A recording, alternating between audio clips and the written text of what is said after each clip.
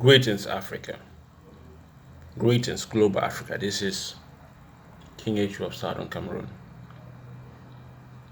There is an interesting article that I came across, and I want to discuss this article. And this article reads Macron issues stern rebuke to West Africa after Mali's death. So, after 13 soldiers of France died in Mali, the president of France, Emmanuel Macron, gave a stern rebuke, stern warning to West African countries, specifically Mali. And the president of France has decided to summon 4 West African countries, as it's stated on the article. And these countries are Mali, Burkina Faso, Niger, Chad. But I think Chad is Central Africa, if I'm right, if I'm not mistaken. I think Chad is Central Africa. But then again, that's not the point. But these are the 4 countries that France, the president of France, Emmanuel Macron, has decided to summon. You see, one thing African leaders don't seem to understand is that because Africa was colonized by European countries, or some West African countries were colonized by France and other colonial masters, they have the right, they have the authority, they have the godly power to summon our leaders, because our leaders answer to the European powers. They answer to countries like France, Britain, and countries in the West.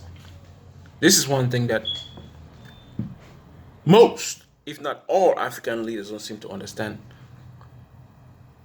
There's no country in Africa that is powerful. None. Not in not no countries in Africa that is powerful, or that can actually stand any of the nations in the West, or even the East, like as in China and the rest. None. Why? Because, well, after the Benin conference, Africa was chopped up according to European power. They were chopped up and given to European countries while we speak their language. You know, and so we as Africans don't have the power.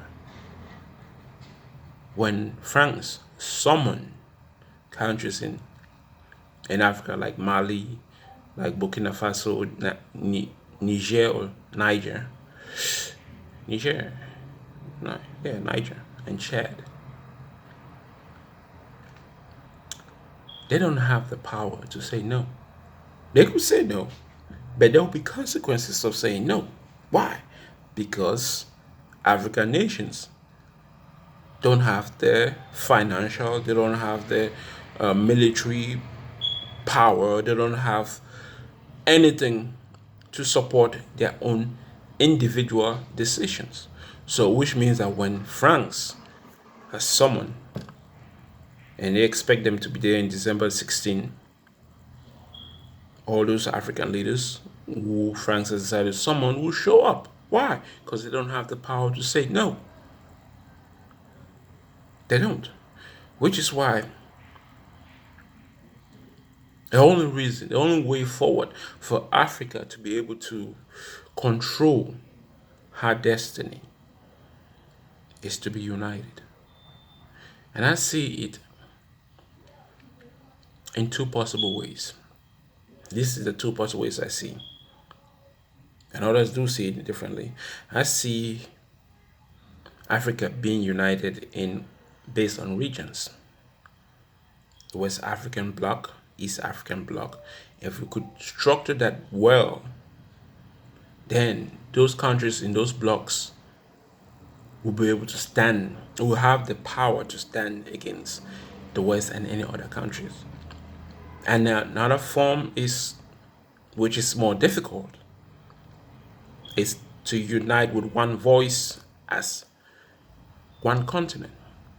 It will be difficult, but those are the only two possible ways that I see in order for us to really have real power to control our destiny, because Africa doesn't have the power to control its destiny, which is why you see many African leaders, when any other country, you could see India summons Africa, China summons Africa, France has the power to summon Africa, Britain has the power to summon Africa, European Union has the power to summon Africa countries.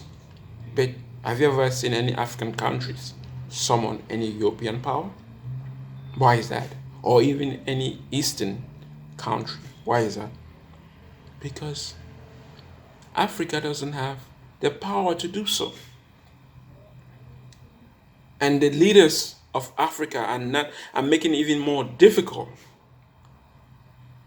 to make Africa powerful, because they see themselves as the masters of that little nation, of that little section that they control, that area that they call them president. But that little area is not strong enough to defend itself. And this will never end unless the people of Africa rise up through Pan-African revolution, through Pan-African philosophy, which I call Pan-African religion.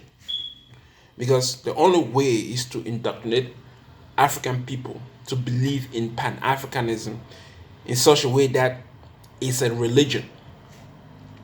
It has to become something that is with them, something that they cannot live without. Pan-African philosophy, Pan-African history, Pan-African way of life must be engulfed to all the African people on the continent and globe, and on the global scene. That's the only way a black man anywhere in the world will have the power to create his own destiny. Without which, well, you see the president of Mali go to France and bow down to Macron. You see the president of Burkina Faso go to Mali to go to France and bow down to Macron. You see the president of Niger and Chad go to France and bow down. Why? Because the president of France, who is the legal owner of all French African nations, they may say, oh, we're there in partnership. We're not there as colonizers. Well, they still treat you as a colonized state. And they will always do that. France, Britain, it doesn't matter. The Western world will always do that. And how is this in connection to Southern Cameroon and Cameroon? Well, the two nations that colonized the two Cameroons is Britain and France. And France has the most. Britain has what? 2 regions. We are suffering today as Cameroonians, as Southern Cameroonians, because of the Berlin Conference. Many Southern Cameroonians and French Cameroonians don't see that. They don't understand that. They don't even think about that. But that is the reason why we are suffering, because of the Berlin Conference. Because they decided to split Southern Cameroon and East Cameroon for their own benefit. And they are still benefiting from that, which is why they don't want to allow Southern Cameroon to become an independent nation. But every nation has the right for self-determination. So as a people of Southern Cameroon, we have the self-determination to determine our lives. And we have decided that we want to be free, an independent sovereign nation called Ambazonia. And now people are fighting, are dying daily for this cause. But the stupid, idiotic, foolish, moronic act is the fact that our so-called frontline leaders cannot keep their egos aside and fight for the common goal, which is what? Independence, which is what? Sovereignty, which is what? Freedom for the people of Southern Cameroons, which is being destroyed, obliterated by France, Britain, and a second colonial or third colonial master called La République, which is linked with France. So how do we move forward, Southern Cameroonians? How do we move forward?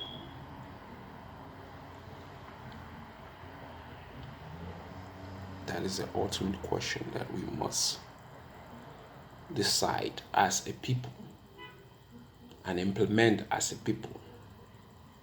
This is King Ejo. I'm out.